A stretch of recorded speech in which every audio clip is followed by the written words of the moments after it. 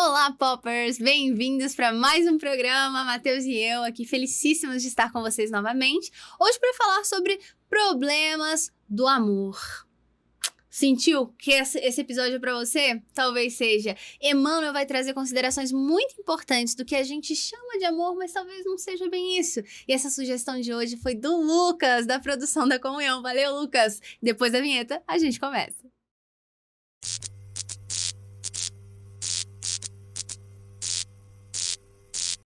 Então, Matheus, esse capítulo, Problemas do Amor, tá no livro Fonte Viva, que é do Chico, psicografado pelo Chico, mas é de Emmanuel. E ele vai trazer uma passagenzinha ali de Paulo na carta aos Filipenses, onde ele vai dizer que tomara que o amor deles cresça cada vez mais no conhecimento e no discernimento, porque esse é o caminho para que a gente sinta e entenda o verdadeiro amor. E ao longo desse capítulo aqui, ele vai falar muito de como realmente a gente confunde alguns sentimentos pelas nossas imperfeições morais, somos espíritos imperfeitos, estamos numa escola para aprender a amar. E aí, nesse meio do caminho, a gente às vezes acha que já chegou lá no fim, né? Que a meta é aprender a amar e se confunde. Então, o que você acha que a gente tem que fazer para não cair nessas armadilhas?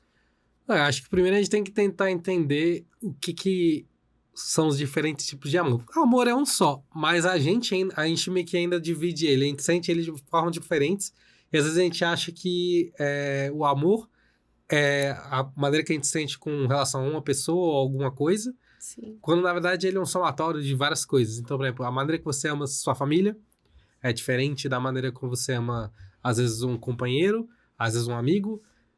Em teoria, na verdade, é tudo amor. É tudo a mesma coisa. A questão é que a relação que você vai ter de intimidade, de identificação com cada tipo de pessoa vai ser diferente. Mas tudo é amor. A questão é que a maneira como você se sente a respeito de cada pessoa muda, porque também, às vezes, não é só amor envolvido. Às vezes, são várias outras coisas. É uma questão de identificação pessoal, do seu caráter, dos seus valores, né? Uhum. E tudo mais. Eu acho que a maneira mais fácil da gente começar a funilar isso, tentar chegar um sentimento concreto do que é o amor, é basicamente fazer o que Jesus fala, né? E o que é meio óbvio, né? Uma resposta meio óbvia. Eu vou tentar clarificar isso aqui. Mas Jesus fala, ame ao próximo como a si mesmo. Então, eu acho que a partir do momento que a gente começar a realmente amar a nós mesmos, esse amor próprio vai começar a refletir de maneira uniforme para todo mundo, e aí sim que a gente vai entender o amor. Uhum. Como realmente ele deve ser. Porque é isso. Eu acho que a gente ainda está num processo de evolução que a gente ainda não consegue entender o amor 100% da maneira como ele é na sua plenitude, justamente porque a gente ainda não se ama 100% por completo. Então a gente ama, às vezes, coisas que faltam na gente, e às vezes a gente ama coisas nos outros que são coisas que, na verdade, a gente valoriza, mas que não necessariamente são coisas que a gente necessita, ou são coisas que realmente têm um valor que a gente realmente acha que tem. Então, sei lá, vou pegar uma situação hipotética. Pô, eu amo aquela pessoa porque é uma pessoa atenciosa, porque ela me dá carinho, ela me dá atenção, ela me completa. Uhum. A gente não deveria ser completo por si só. Às vezes aquela pessoa tá preenchendo uma lacuna em você que dá a impressão de que é aquilo que você ama naquela pessoa, mas às vezes aquilo é só um suprimento, às vezes é só o que ela tá tapando em você, que daí você tá projetando o amor nela, né? Uhum. Mas, na verdade, é algo que, às vezes, você tem que trabalhar em você mesmo pra daí você começar a devolver isso também pra pessoa, né? Sim.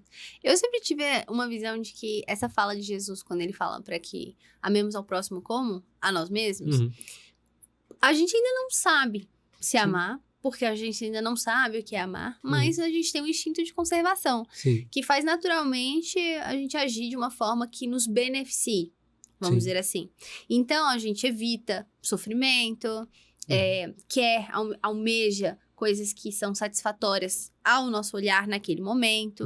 E se a gente já conseguir fazer isso em relação ao outro, né? Ou seja, eu não gosto que me xinguem na internet, eu não gosto que falem mal de mim, eu não gosto... Por que eu vou fazer, então, isso em relação ao outro? Ou seja, ter esse parâmetro do que a gente já não gosta. Mesmo que esteja mais apegada a essa questão do conservadorismo, né? De como a gente quer se preservar, se conservar enquanto indivíduos. E, na verdade, já é um caminho, porque aí no meio desse caminho, enquanto a gente evita fazer com o outro que a gente já não gosta que façam com a gente, ou faz pelo outro que a gente gostaria que fizessem por nós, a gente já tá tratando melhor, de qualquer forma. E no caminho, no processo, porque é um processo, a gente tá em evolução, a gente também vai aprendendo cada vez mais sobre esse sentimento tão sublime, onde a gente faz e sente sem esperar absolutamente nada em troca e pelo simples prazer de poder sentir isso. E a gente entende também, justamente, que a graça do amor está em amar, ter a capacidade de amar e não em ser amado, porque hoje em dia a gente também ainda busca muito essa retribuição, não só do que a gente faz, mas a gente busca incessantemente ser amado por alguém, quando na verdade a nossa busca devia ser amar sem medidas ao maior número de pessoas que eu puder. Sim. A diferença do amor recíproco, né? Ter reciprocidade e ter incondicionalidade. Amar incondicionalmente. Que às vezes são duas coisas que as pessoas querem, mas ao mesmo tempo são duas coisas que são muito difíceis de ter. Duas coisas muito difíceis de fazer. Sim. Acho que no começo você falou, né, da questão de amar, e daí também ver, tipo, o que eu não quero que façam comigo, né? Isso. Eu acho que isso também já levanta ainda mais coisas que a gente ainda não entende 100% por amor. Eu acho que até mesmo por uma questão de a gente ter uma visão meio limitada ainda. Se for parar pra pensar, Deus ama a gente incondicionalmente, mesmo a gente sendo tão imperfeito. A gente não consegue ainda chegar nesse nível, justamente porque eu acho que a gente não consegue ver a mesma coisa que Deus vê na gente. Ele vê a gente de uma maneira tão perfeita, tão completa, que independente do que a gente faz de errado, ele ainda ama a gente. E a gente ainda não consegue ter essa visão de, nossa, independente do que aquela pessoa fez, eu vou amar ela, né? Então, a gente quer isso, a gente quer que as pessoas não tratem a gente mal, por isso que a gente vai amar elas. Mas, na verdade, o certo era a gente amar elas, independente do que fosse. E isso é algo muito difícil de fazer, porque vai de tudo aquilo que Jesus fala, de ame seus inimigos, ame, né, a todos. Então, amar, a gente às vezes acha que amar é algo fácil. Em alguns contextos até pode ser. Amar alguém da sua família é fácil. Amar, às vezes, um parceiro... Ou não, né? Às vezes não, mas eu digo assim, né, num geral, na maioria dos casos é fácil. Nem sempre é fácil, mas na maioria dos casos são fáceis. Amar um companheiro é fácil. Uma pessoa que, em teoria, ao longo do tempo que vocês foram se conhecendo, que foram construindo uma relação, você foi gerando essa praticidade, né? De relação. Então, é mais fácil amar, né? Agora, isso não é o escopo completo, né? Agora, o difícil é amar alguém que você não gosta, ou amar alguém que te fez mal. Então, amar é muito difícil, porque amar não é só fazer com uma pessoa, só fazer com outra pessoa. É amar a todos. Todos de maneira igual. E acho que a única maneira de se amar por completo é isso, é você amar todo mundo de maneira igual. Porque daí você deixa de ver as diferenças e deixa de ter aquele desnível, né? De que, eu vou amar alguém assim, e daí eu vou representar assim, e eu vou amar o outro de outra maneira. Não, você vai ter que amar todo mundo igual, então, tipo, não vai ter essa diferença. Você vai ter que ver as particularidades de cada um e amar de acordo. Produção, eu quero pedir uma coisa. Vamos contar quantas vezes o Matheus falou amar. E isso é um sinal do quanto a gente deve amar o próximo. Não é à toa que a gente ouviu tanto essa palavra. Estamos sendo induzidos a isso. E eu acho que esse é o caminho mesmo, Matheus. Quando a gente pensa como o nosso amor ele é frágil em relação ao próximo, porque qualquer desgosto, qualquer coisinha que a pessoa faça, o nosso amor muitas vezes já não é mais o mesmo, sabe? A gente começa a duvidar, acha que na verdade nunca foi amor. Que aquela pessoa enganou, que ela tava usando máscaras, que ela tava fingindo, ou então que a gente se confundiu. Porque a gente também tem dificuldade em pensar assim, não pode ser amor se eu não me agrado com essa pessoa em todos os sentidos. Então, ou uma coisa ou outra. E, na verdade, tá dentro disso tudo. Sim. Como a gente tem tanta dificuldade de entender sobre o amor, a nossa referência é Jesus. É lembrar de como ele tratava a todo mundo, né? E não só, por exemplo, aos seus apóstolos. Ele tratava bem todo mundo. Então, ele não conservava nenhum tipo de sentimento ruim e ele não tinha preferidos. Eu acho isso lindo, porque é um exemplo micro da grandeza de Jesus perto do que é o amor de Deus por nós, né? Pelos seus filhos, independente dos que acertam mais ou menos. Por isso que Emmanuel aqui, num trechinho que eu queria separar específico para falar, ele diz assim, quando um homem se devota de maneira absoluta aos seus cofres perecíveis, ou seja, olha só para essa parte da matéria, do dinheiro, essa energia no coração dele denomina-se avareza. E muitas vezes ele vai chamar de amor, né? Amor pelas minhas coisas, amor pela minha profissão, amor pela minha casa, enfim. Mas, na verdade, é avareza. Quando se atormenta de modo exclusivo pela defesa do que possui, julgando-se o centro da vida no lugar em que se encontra, essa mesma força converte-se nele em egoísmo. Então, você acha que tudo é sobre você, não quer dividir o que você tem e quer amontoar cada vez mais, não quer compartilhar. Egoísmo, mas a gente acha que é um amor muito grande por essas coisas ou pessoas, né? Até em relação a pessoas, a gente pode ser muito egoísta, né? De, tipo, irmãos, por exemplo, essa é minha mãe, é só minha e tal. Quando só se vê motivos para louvar o que representa, o que sente, o que faz, com manifesto desrespeito pelos valores alheios, o sentimento que predomina em sua órbita chama-se inveja. E às vezes a gente acha que não. E a gente tem essa mania, porque assumir que os nossos sentimentos não são tão nobres assim, não é fácil. E aí, dizer que foi por amor, por sentimentos nobres, às vezes nem convence aos olhos dos outros, mas talvez faça a gente sentir menos pior. Fica esse alerta aí de Emmanuel, do Paulo. Sim. Porque no final da história, essa questão, a gente ainda ama um pouco de maneira egoísta, acho que nem Emmanuel coloca. Porque se eu for parar pra pensar, que nem você falou, eu amo minha casa, eu amo meu carro, minha família. Sim. A gente coloca tudo no mesmo guarda-chuva, mas assim, o que às vezes a gente fala que eu amo alguma coisa, principalmente quando é um objeto, ou então uma situação, muitas vezes a gente não ama aquilo em si, e sim o efeito que aquilo nos causa. Então, eu amo minha casa, ótimo, é ótimo você se sentir bem na sua casa. Isso é algo que não estou dizendo que é um problema, não estou dizendo que não devemos gostar de estar na nossa casa, de amar na nossa casa. Mas você não ama a sua casa, o objeto casa, ou então os objetos que tem na sua casa. Você ama o que a casa te proporciona.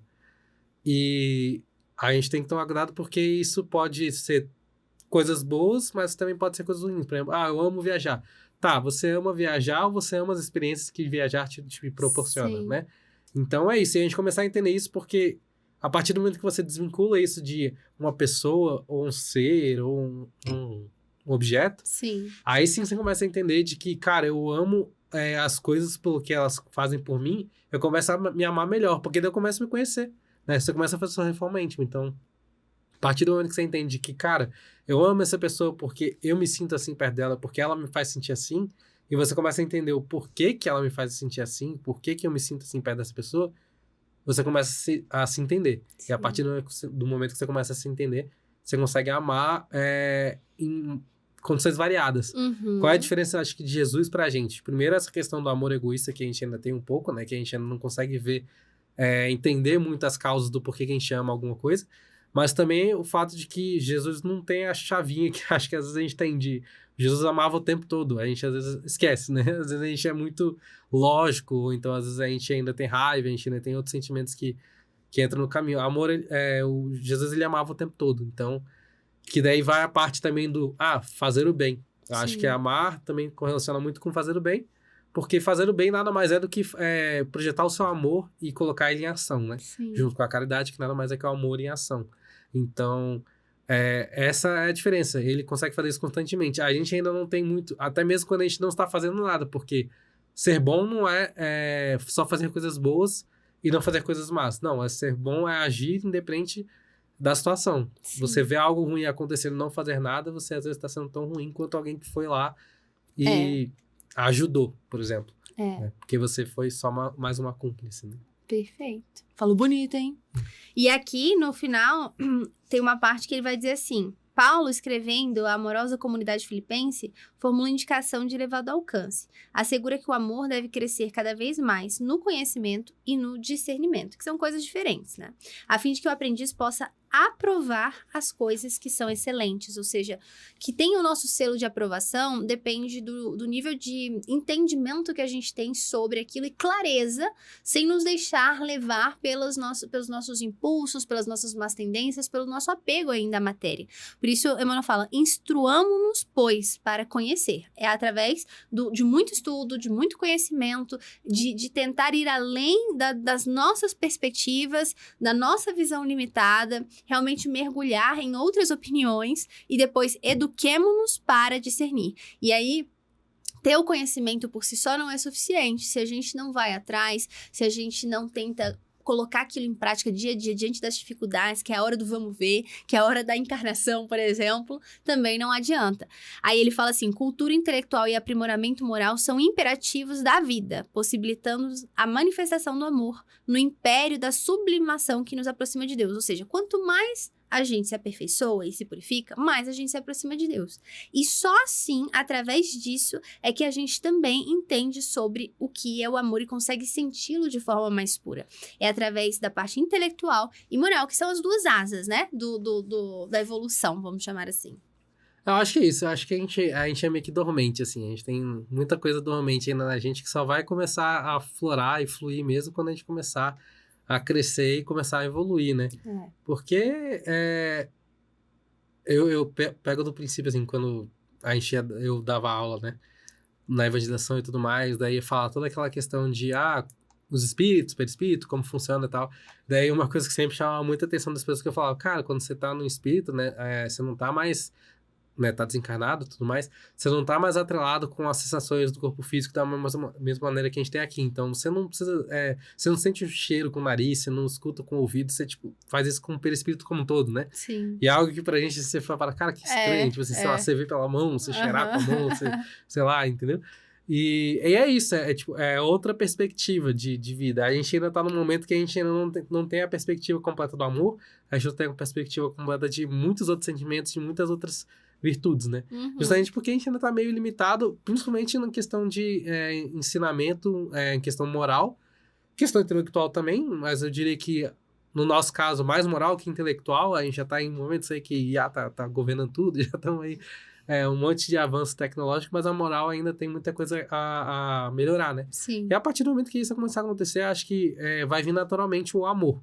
A questão é só a gente também começar a entender, a aceitar isso também, porque eu acho que a gente vê muito isso, de que é muito difícil você começar a ver as coisas de maneira honesta, entendeu? A gente hoje em dia tá numa era que a gente questiona muitas coisas, né? Sim. Então, às vezes também amar é ser um pouco ingênuo e deixar-se amar. E se por acaso não for, paciência, né? Deixar, perdoar, seguir em frente. Mas se tá mais aberto às coisas. Hoje a gente tem essa palavra no nosso dicionário, já existe no nosso mundo. A gente usa, às vezes, fora de hora, né? Porque não cabe ou não é, mas talvez no momento em que a gente pronuncia, fala um eu te amo, fala que é amor, a gente genuinamente acredita nisso. A gente já tem essa diferenciação entre gostar, paixão, amor. E quando a gente fala que ama alguém é porque é um sentimento diferente do que a gente sente pelo resto. E isso já é o princípio de um caminho que vai nos levar a ainda entender de forma muito mais completa um sentimento que pode ir muito mais além do que hoje a gente já sente. Então, assim, pensar nisso também deixa o coração quentinho, né? Porque se o que a gente sente hoje já parece tão imenso, tão infinito por certas pessoas, pensar que a gente é capaz de amar ainda mais e de uma forma ainda mais pura é incrível. Então, assim, que venha, né? Que esses tempos cheguem logo, que a gente possa... A gente sabe que vai vivenciar em algum momento, mas, assim, que a gente faça por onde pra chegar lá antes, mais rápido, não demorar tanto, não insistir tanto nos mesmos erros, não é mesmo? Exato. E pensar, né? Tipo, pensa na pessoa que você mais ama na sua vida. Agora pensa que você consegue ainda amar ela mais do que você tá amando. E o vice-versa. Pensa na pessoa que mais te ama na vida e pensa que ela ainda pode amar muito mais, né? É o sonho, é a utopia.